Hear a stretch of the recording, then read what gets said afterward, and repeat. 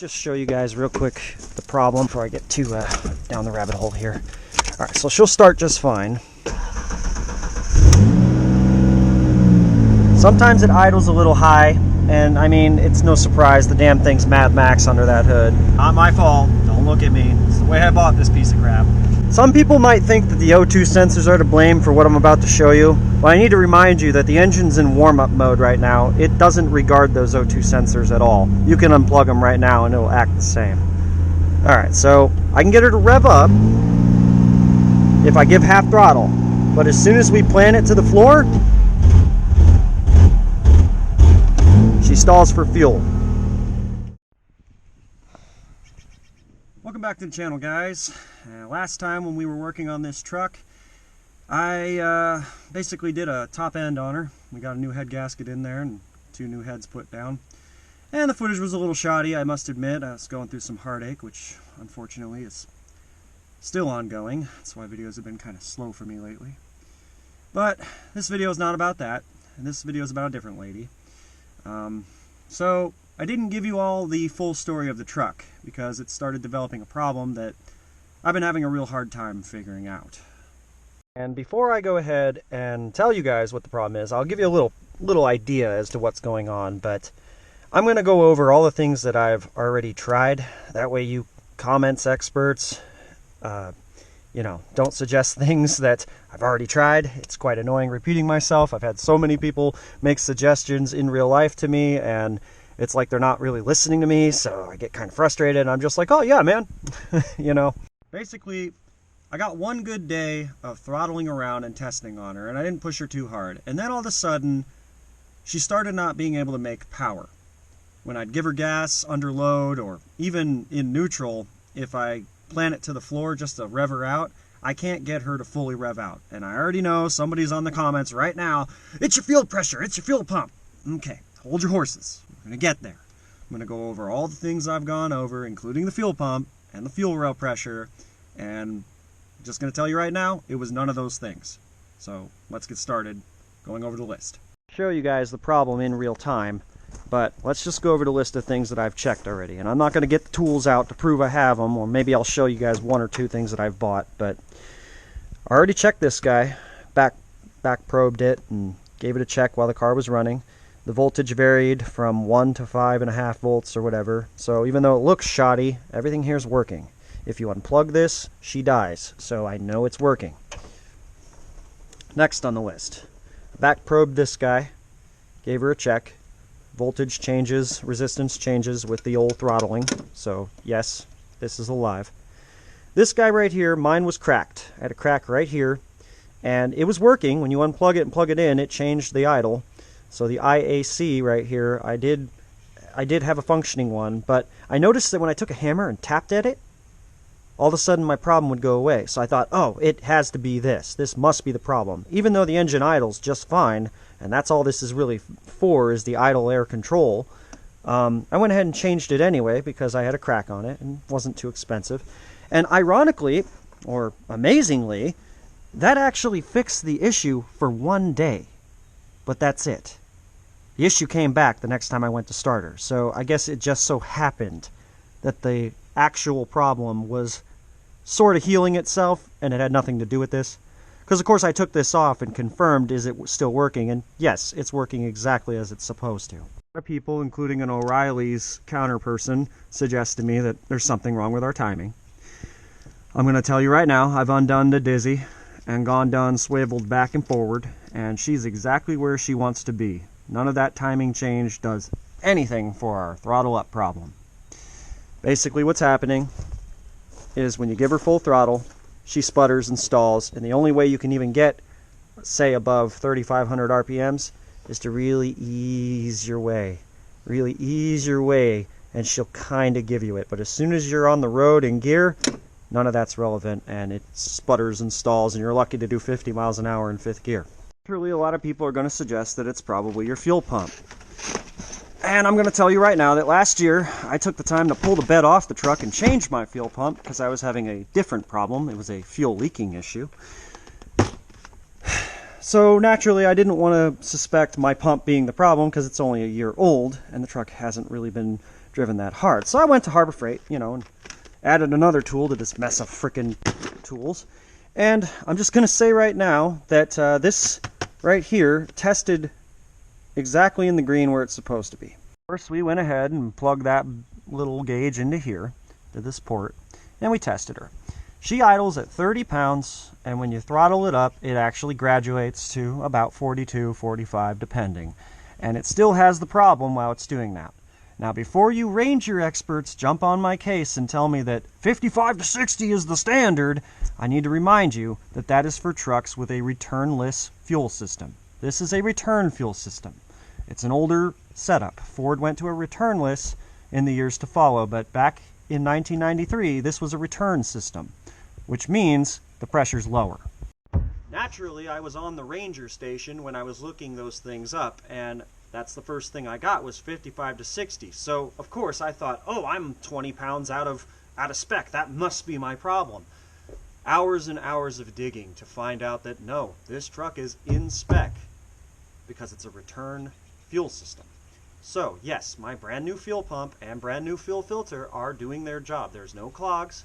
And yes, this little vacuum regulator must be doing its job as well because this is before the port. This would not produce the correct result if this was the problem. So, we've gone over a lot of things here. To recap, fuel system, good. This guy, brand new and working. This guy is working. This guy is ugly, but it is working. Next thing I did was pull this guy off, and all I did was pull out these injectors and took a look. Now, they don't appear to be clogged, and they appear to spray when you ground them out. So I think they're working. But it seems that we're still having a problem here, and I know it's not the timing, but I just wanted to, you know, go over all this stuff and remind everyone that I've done all this stuff already. So today we're going to do a little diagnosing to try and narrow this down. I think we're getting pretty close. I did have a look at the computer, and while it's in a really stupid place, reminded yourself of every swear word you know, and you get this ECU out. What a stupid place to put a computer. I mean, in a way it's nice, but it isn't, because it's not really all that accessible. And as you can see, the weather has been on this thing. That's wet. Yep, that's all wet right there. And that doesn't look all that healthy. This is the bottom side. Ironically, it says this side up, but it's not. It goes in the other way. You can see here, that's the bottom. That's been getting weather. That's the bottom of this unit. It still works, but we're not getting full throttle. And throttle with fuel injectors, there's a pulse width that's supposed to be controlled by this brain. And my suspicion is that it's not giving it the right pulse width under loads. See, we couldn't just keep things with screws and springs containing and keeping the measurements. No. Get rid of the screws and springs in the carburetor. Add more of this crap into your car. That'll make for a much more fun repair later. It's not something I can see, because I pulled it and looked, and all the capacitors look fine. I will say that I know it's a fueling problem, despite us having fuel pressure and everything, because you may like this little design I've come up with here, this manual fuel injector I call it. If I take this end and I feed it into right here, and then I manually add a little gasoline on the funnel, and then I throttle her up over there, we get full power. So I know she's not getting the exact right amount to give us full power. This is absolutely certain. And I might even demonstrate that just for the sake of this video. Just watch.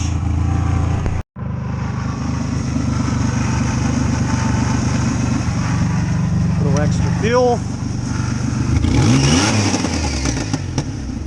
And there's your power. So, it's definitely fuel, not timing.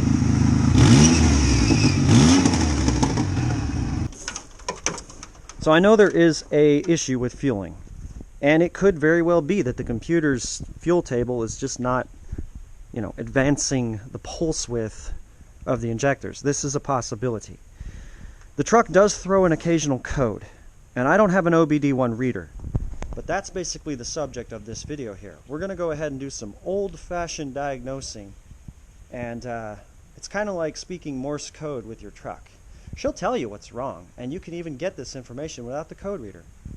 And we're going to show you how to do that. There's other people that have also already done this on YouTube with a lot less intro.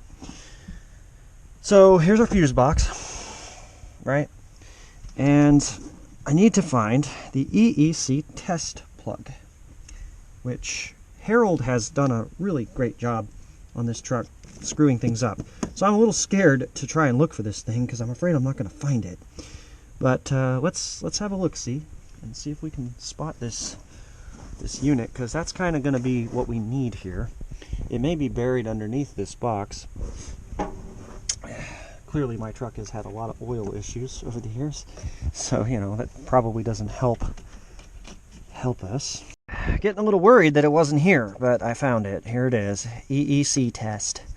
This is supposed to be on the body, but you know Harold doesn't put things back, so you know that's where it goes. It's buried under everything. Okay, so we're gonna go ahead and pull this white here, and we'll pull the other plug too.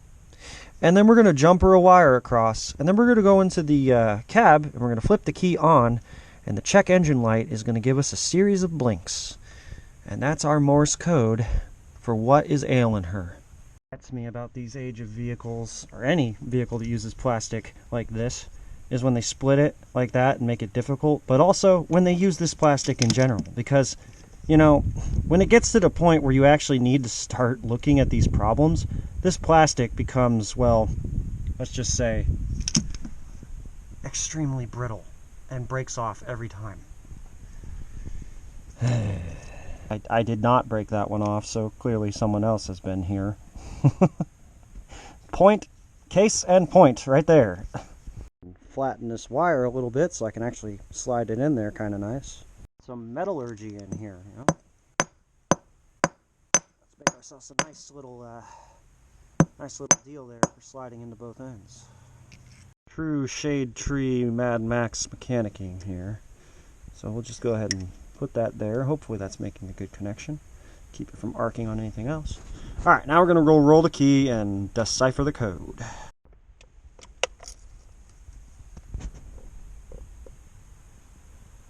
One, two, that's 2. 1, 2, 3, 4, 5. 1, 1, 2, 1, 2. Okay, I'm gonna go ahead and do some of this off the camera because I'm writing all over the damn page. All right, we'll restart this test. It appears to be working. So here's our series of codes, and I repeated it twice just to be sure. It came up with 556, boost. It came up with a single 1, I don't know why. It came up with a 122, a 542, a 122, and a 542, and I was seeing this an awful lot. So we're going to go ahead and run some of these codes onto the internet there and see if I can find a database with all this information.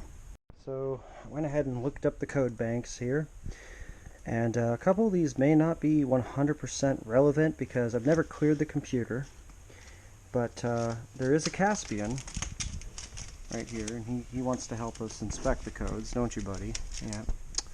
Yeah, he may not be able to help, but he thinks he can.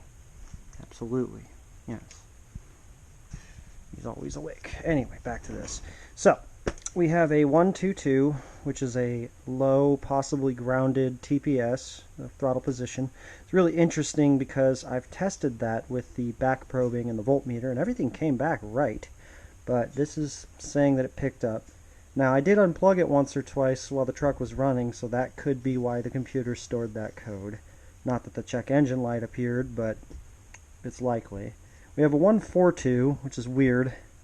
It's complaining about the fuel pump always being on or having a bad ground. Well, it's a return system, and the relay is quite simple. And speaking of the relay, we have a fuel pump relay primary circuit fault.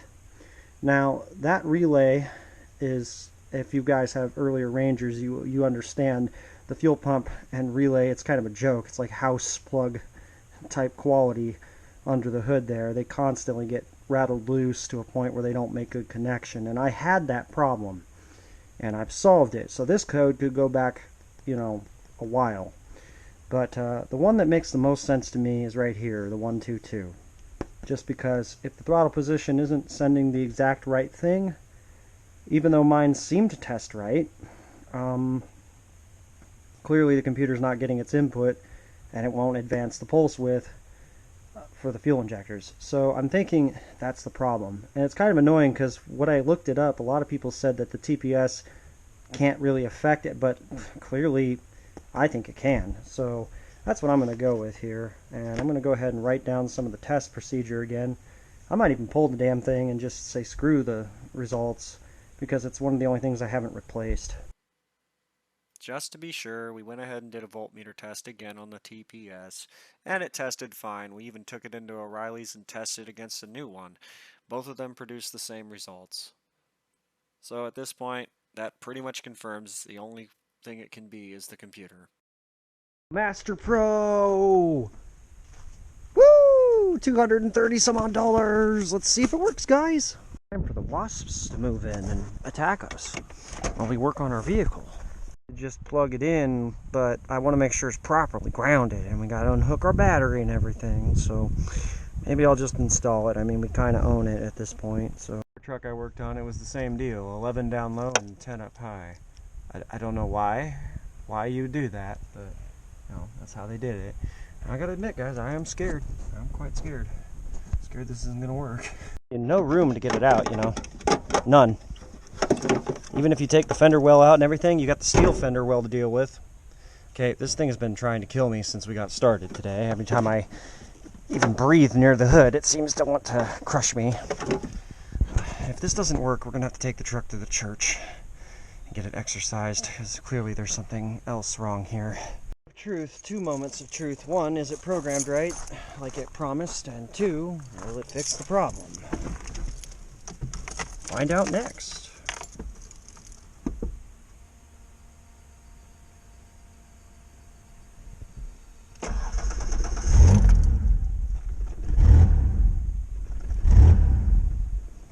Okay.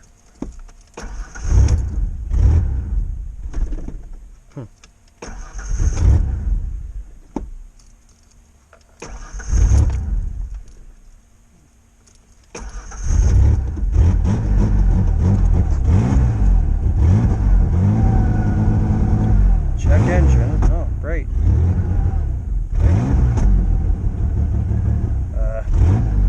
Okay.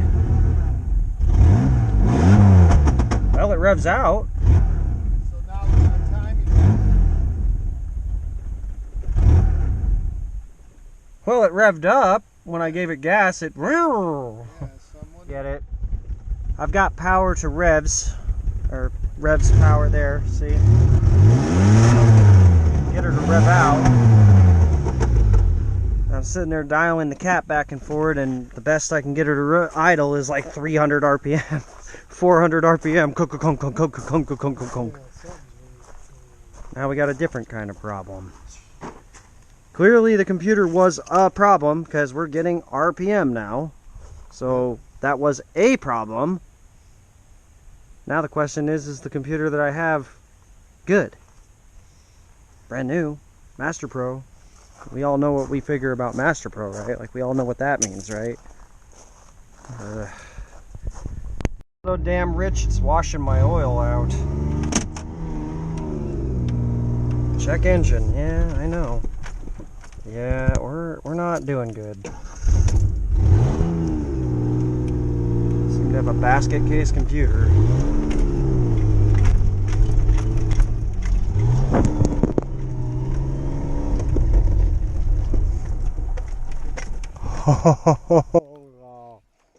Okay, so the only reason I decided to drive the basket case was because I was hoping that there was a chance that maybe this computer had to learn some values by being pushed down the road. Hopeful thinking didn't actually pan out.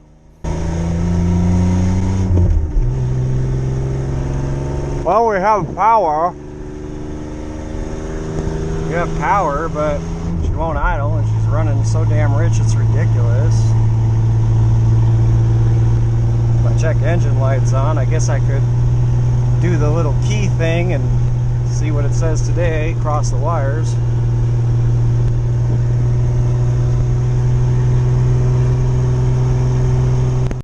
sure.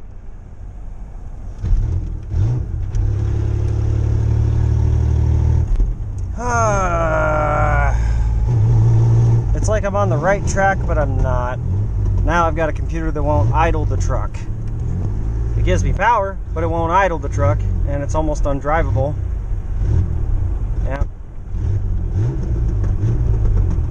I think this truck needs to be ran through a church, and I just toss them the keys as I go through. Throw some holy water at it, preacher. It's got a spirit. We have radically different behavior. Now it's running super rich. It won't idle, but it gives me power if I put my foot to the floor. So clearly the computer was a problem. I don't know if the one I got has an issue or is not programmed correctly. It claimed it was already flash programmed, a plug and play deal. So I have no way to confirm that. Obviously the truck starts with it.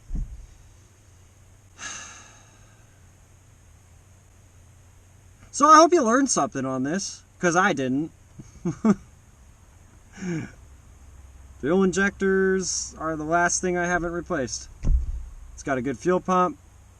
It's got a good relay, TPS, IAC, mass airflow sensor, all that stuff's working. It's got fuel pressure. It's got everything. It's even got mice again, I see. Yep. Throw some holy water at it. On the next time, maybe we'll figure it out. But for right now, I'm tired of wrenching on the damn thing. And maybe we'll just blow the damn thing up. Because I don't know what the hell's wrong here, but certainly seems like there's some phantoms. We traded a computer that won't produce RPMs past half throttle out for a computer that will but won't idle. You know, the old computer will idle but won't RPM. The new computer will RPM but won't idle. Wow. And all of this is why I prefer to work on cars such as this right here. See, there ain't no computer. Instead of using a computer to do all the tuning and adjustments, they just use a screw and a spring and a diaphragm and a different jet. You know, just some simple things. It's all carburation. If you have radical issues, it's usually pretty easy to figure out what's wrong. But when you start adding computers, well, when they do go blink, that's it. Now you're fighting, and you're fighting, and you're fighting, and you're fighting. And when the computer's 30-something years old, nobody has any of the relevant tech to work on it. Because we're all done with OBD1. We're in OBD2 and OBD beyond. And you know what? This sure is a nice car, isn't it? Thanks for watching, guys. We'll screw around with the Ranger maybe, and maybe we won't. I don't know. But for right now, just take it easy. I'm going to try to. I'm going to admire this car's paint job.